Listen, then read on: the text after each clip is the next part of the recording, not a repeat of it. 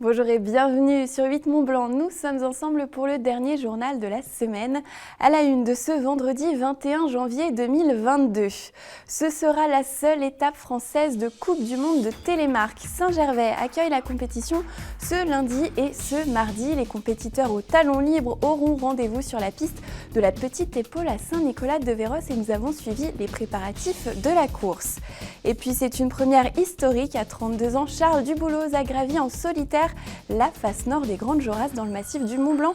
Une ascension jamais réalisée en solo et en plein hiver. Il a raconté à Emmanuel Jaude son périple de 6 jours dans le froid.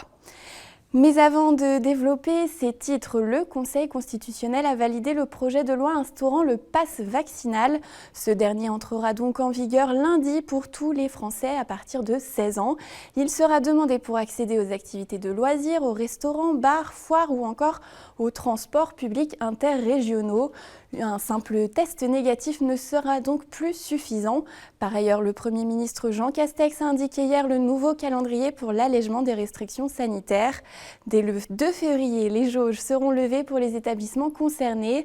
Le masque ne sera plus obligatoire en extérieur. Le télétravail restera recommandé, mais il n'y aura pas d'obligation. Et puis, dès le 16 février, les discothèques fermées depuis décembre pourront rouvrir et les concerts debout pourront reprendre. La consommation de boissons ou de nourriture sera à nouveau possible dans les stades, les cinémas et les transports. La consommation debout dans les bars et les restaurants sera également à nouveau possible. Enfin, le protocole sanitaire devrait être allégé dans les écoles après les vacances de février. Je vous le disais en titre, Saint-Gervais se prépare donc pour accueillir la Coupe du Monde de télémark à partir de lundi.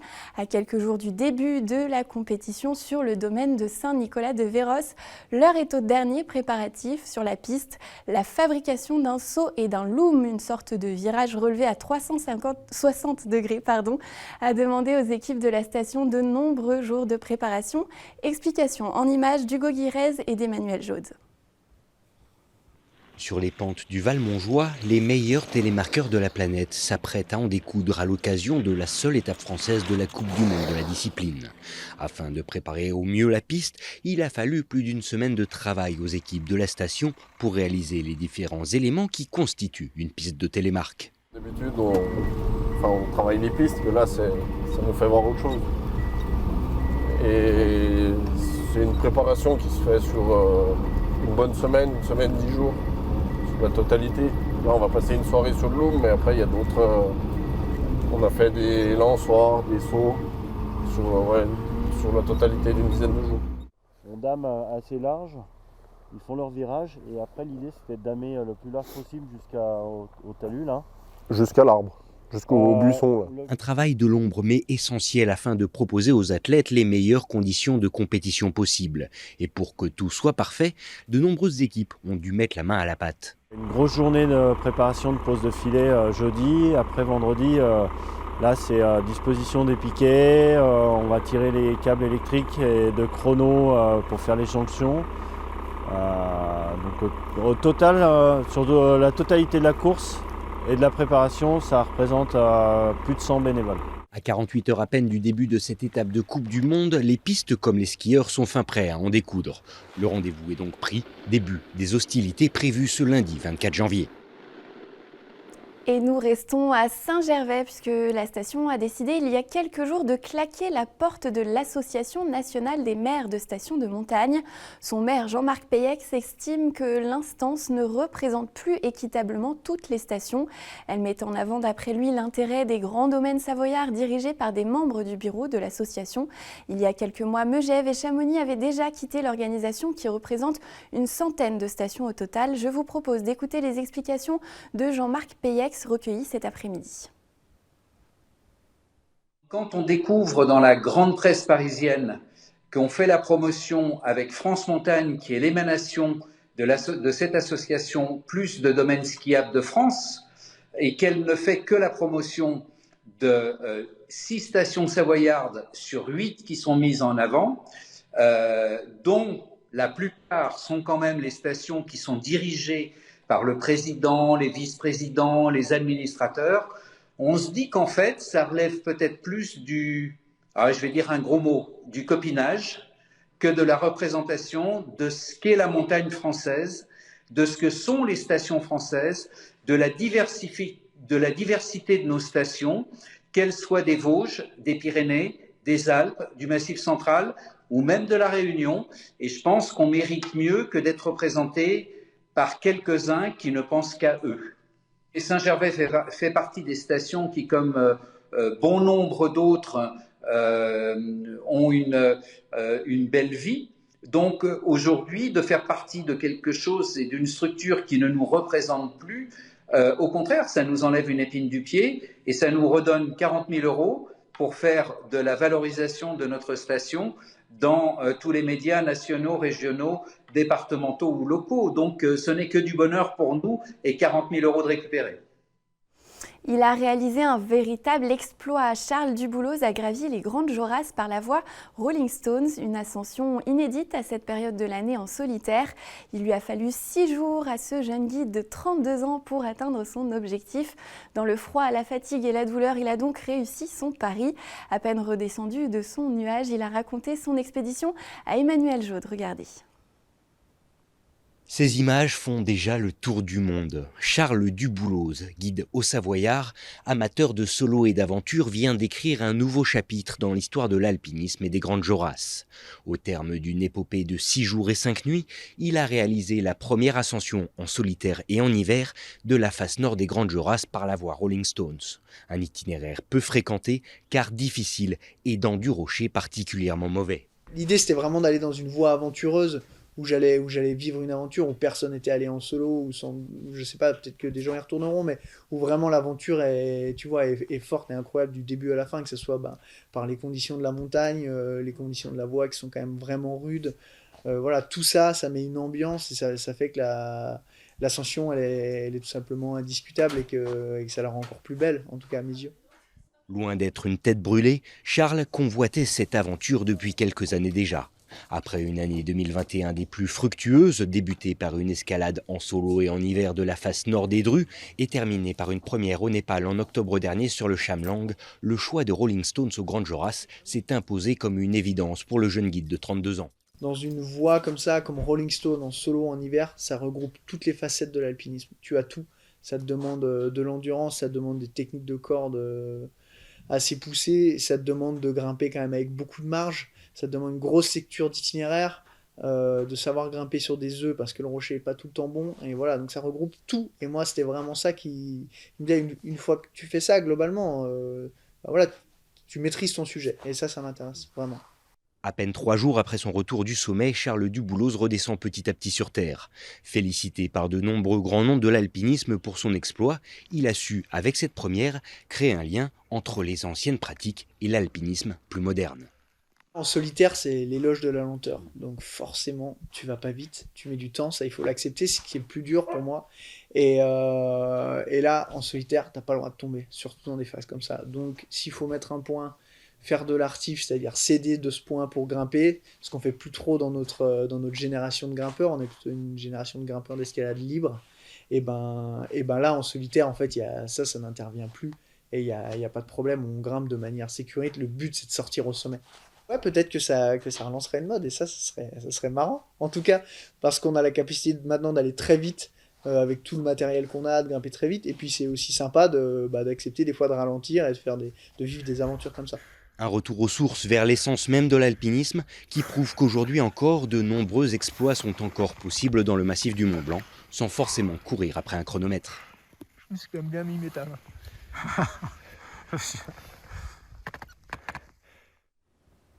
Le drame a fait la une de la presse nationale. L'acteur Gaspard Ulliel a perdu la vie dans la station de La Rosière en Savoie. L'enquête concernant l'accident se poursuit. Selon les derniers éléments transmis par la procureure de la République d'Albertville, Anne Gache, l'acteur aurait bien percuté un autre skieur, mais l'incertitude demeure. Est-ce le choc ou la chute de la star provoquée par la collision qui a entraîné son décès au CHU de Grenoble quelques heures plus tard? La procureure a ajouté, je cite, qu'il n'a pas été relevé de vitesse excessive, de comportement inadapté ou de faute de l'un des deux skieurs. Le skieur lituanien impliqué dans le drame, très choqué, a été entendu comme témoin. D'autres auditions doivent avoir lieu dans les jours qui viennent. Et concernant la collision qui a coûté coûté la vie à une petite fille de 5 ans samedi dernier dans la station de Flaine. Sachez qu'un appel à témoins a été lancé par la gendarmerie. Toute personne qui était présente au moment du drame est susceptible d'avoir des informations, peut contacter la brigade de recherche de Bonneville au 04 50 97 59 37, le numéro qui s'affiche donc sur votre écran. En cette veille de week-end, nous vous proposons une nouvelle chronique dédiée aux jeux de société. Marine Schneider et François Pirot ont retrouvé Georges Jaubert dans son antre des jeux à Chambéry. Il nous présente quelques nouveautés pour bien commencer l'année. Regardez. Bonjour à tous, bienvenue dans cette nouvelle chronique Jeux de société. Nous sommes à l'antre des jeux à Chambéry et nous sommes en compagnie de Georges aujourd'hui. Bonjour Georges. Et bonjour à nouveau du coup Marie. J'espère que tu vas bien et que tu as bien profité des fêtes. Oui. On va commencer 2022 avec de nouveaux jeux. Alors qu'est-ce que tu as en magasin? C'est ça, 3 petits coups de cœur du coup. Tu vas voir, il y aura des univers bien différents. Je vais t'amener vraiment dans des histoires. Allez, suis-moi. C'est parti. Alors pour la première chose, on va avoir un petit jeu familial qui se joue en 30 minutes de partie, c'est à partir de 8 ans, d'accord? C'est le pas vu pas pris. Et dans ce jeu-là, figure-toi que tu vas le jouer le rôle en fait de petit fantôme. Alors petit fantôme un petit peu fêtard, hein, d'accord? Quand arrive la nuit, vous avez tendance à faire tourner le gramophone, à faire grincer le plancher. Alors le problème pour vous, c'est qu'il y a encore des clients dans cet hôtel-là, d'accord? Et vous avez tendance à les réveiller avec vos bêtises, ok? Alors le truc, c'est qu'à chaque tour de jeu, on va jouer des cartes qui nous permettront de déplacer nos petits fantômes. Le but étant de partir d'un point et d'arriver à l'autre. Puis, un joueur viendra lancer les 2 dés, une fois qu'on aura bien déplacé nos fantômes, voire les cacher peut-être derrière les meubles. On lancera 2 fois le dé, afin de déplacer cette petite serrure sur l'un des 4 côtés du plateau, puis, vous voyez, sur l'une des portes, d'accord? Imaginons ici. Et à partir de là, tous les joueurs vont pouvoir regarder à travers la petite serrure et tous les fantômes qui se font griller un petit peu à la manière d'un 1, 2, 3 soleil, finalement, reviennent à leur point d'origine, d'accord? C'est assez original comme jeu. Complètement. On a un très beau matériel, enfin nous on aime beaucoup, on est sur un principe pourtant très simple de ce jeu de récréation qui est le 1, 2, 3 soleil que je cite à l'instant, et revisité en jeu de société, c'est très chouette. Il y a même d'ailleurs des règles additionnelles qui viendront étoffer par la suite l'expérience de jeu, donc vraiment pas vu pas pris, pour nous un petit coup de cœur familial, quoi. Comme quoi par exemple une règle additionnelle, tu peux nous en citer une? Alors on va avoir un principe par exemple de points, c'est-à-dire que comme tu peux le constater, on a des petits, des moyens et des gros fantômes. Il se trouve que si tu arrives à sauver un petit fantôme, ça ne donnera qu'un point, alors qu'un gros te donnera 3 points, ce qui vaut peut-être le coup, ainsi que des cartes objectives qu'on pourra rajouter évidemment et qui nous rajouteront des événements, des surprises au cours de la partie. Très bien, alors tu as un autre jeu de stratégie à nous présenter aujourd'hui. Donc ça va être le Get On Board. Alors là, changement d'ambiance pour toi, parce que tu vas passer de fantôme à conductrice de bus, d'accord? Donc rien à voir, ok? C'est très urbain comme jeu. C'est ça. Grosso modo, dans Get On Board, comme je te dis, tu es conductrice de bus. À chaque tour de jeu, on viendra dévoiler un ticket de bus, tout simplement, qui t'autorisera à prendre un certain nombre de tronçons de ta couleur, afin de les placer sur le plateau de jeu. Et ce petit tracé, là, que tu vois ici, c'est le tracé de ton bus. Alors évidemment, la finalité en tant que conductrice de bus, ça va être de récupérer des passagers et de les amener à bon port, d'accord? Voilà, donc on arrive au terminus. Voilà, c'est ça. Alors attention, chacun son terminus, c'est-à-dire que tu vas avoir des grands-mères, tu vas avoir des étudiantes, des hommes d'affaires, des touristes, et tous ces gens-là, ils vont à des points bien précis, d'accord? Et donc au fur et à mesure que tu vas traverser leur petit portrait, puis que tu traverseras justement les lieux où ils désirent arriver, tu marqueras sur ta petite feuille de score des points, tout simplement, au fur et à mesure de la partie. Le dernier truc à savoir, c'est qu'il va y avoir un principe d'embouteillage. Donc si tu passes par un tracé qui est déjà occupé par quelqu'un, là se créent des embouteillages et là ce sont des points négatifs. Donc on va tenter de bloquer un petit peu des autres, il faudra être tactique, d'accord? Voilà, partie courte d'environ une demi-heure à partir de 8 ans également. Alors l'idée pour gagner, du coup, c'est de coincer les autres. Oui, en partie. Attention, tu as des petits objectifs aussi, communs, secrets, d'accord, etc. Qu'il va falloir remplir. Donc disons que la stratégie va s'axer sur différents pans, mais bloquer les uns les autres, ça peut être une bonne idée. Voilà, faut bien noter ces astuces. Alors tu as un dernier jeu à nous présenter que tu as reçu en avant-première. Ouais. Et là, on est sur quelque chose, comme tu peux le constater, de plus foisonnant en termes de matériel. On est sur Oltré. Alors là, Oltré, on est plus dans un jeu, on va dire, plutôt connaisseur. On est sur du 60 minutes de partie, plus long que les 2 précédents. Et on est sur un jeu à partir de 10 ans. Alors là, changement d'ambiance, on va jouer des chevaliers, d'accord? Actuellement, on habite ce fortin que tu vois ici et on s'occupe finalement d'une région dans laquelle il y a des petits problèmes quotidiens. Des fois, il y a des brigands de grands chemins, d'accord. Des fois, il va y avoir des cultes impies qui vont arriver, des milices, enfin que sais-je, enfin bref, toutes sortes de problématiques. Nous, on va tenter de garantir en fait la sécurité de toutes les petites communautés qui se sont agglutinées autour de notre fortin, d'accord. On va tenter de récupérer ce qu'on appellera des ressources afin, pourquoi pas, de construire des petits éléments dans notre fortin qui nous rajouteront des bonus quelconques, d'accord. Et surtout, on va évoluer sur un principe de chronique, c'est-à-dire que ce paquet-là, c'est notre légende de chevalier. À chaque tour de jeu, grosso modo, on viendra tourner des cartes qui vont raconter notre histoire, d'accord, et qui vont justement décrire tous les événements qui vont survenir. Okay, et ça, c'est très intéressant. En plus de ça, il y aura, comme je disais, des problèmes, des péripéties qui vont arriver, des événements météorologiques, pourquoi pas, qui vont compliquer la donne. Et tout ça, ça fait que Oltré est un jeu très immersif, très narratif. Et moi, perso, j'aime beaucoup le Oltré. Ouais. Alors grosso modo, on avance en fait au fil de l'histoire, on va avoir des événements qui vont venir perturber le jeu. Est-ce que c'est un jeu qui est accessible à tous? Moi je considère qu'il est pertinent de jouer à 2-3 jeux en amont de la gamme familiale. Je pense aux Aventuriers du Rail, aux plus classiques, avant de pouvoir jouer à Oltré. C'est quand même une règle assez conséquente, mais une fois qu'on l'a bien en main, les principes de tour, enfin le jeu est très fluide dans son ensemble, quoi. Voilà. Très bien. Merci Georges pour ces nouvelles découvertes. On reviendra te voir le mois prochain. Ça marche. En tout cas, nous, on se retrouve très vite sur 8 Mont Blanc pour une nouvelle chronique et d'autres JT. À très bientôt. Un mot de sport avant de refermer ce journal. Dans les mondiaux de ski handisport à Lillehammer, Marie Bochet a décroché son 22e titre mondial en remportant le géant jeudi. Et puis en biathlon, Benjamin Davier s'est offert à nouveau du bronze lors de l'épreuve individuelle après celui du 10 km dimanche dernier. Et puis en Coupe du monde de ski, les Français Johan Claret et Blaise Giesen-Danner ont brillé ce vendredi sur la première descente de Kitzbühel remportée par le Norvégien Alexander Amott Kilde. Les deux Français ont terminé respectivement 2e et 3e. C'est la fin de ce journal. Merci pour votre fidélité à l'information sur 8 Mont Blanc. Merci à toute l'équipe. Nous nous retrouvons ce week-end pour des événements sportifs à suivre en live sur nos réseaux sociaux et notre antenne. La Glagla Race dès 10h à Talloires ce samedi et le championnat de France de ski d'alpinisme également samedi à Courchevel dès 14h. En attendant, à suivre sur 8 Mont Blanc la météo et puis une rediffusion de notre tête-à-tête avec le speedrider Valentin Deluc que nous avions rencontré avec François Pirot du côté de Montrion. Je vous souhaite un très bon week-end et je vous dis à très vite.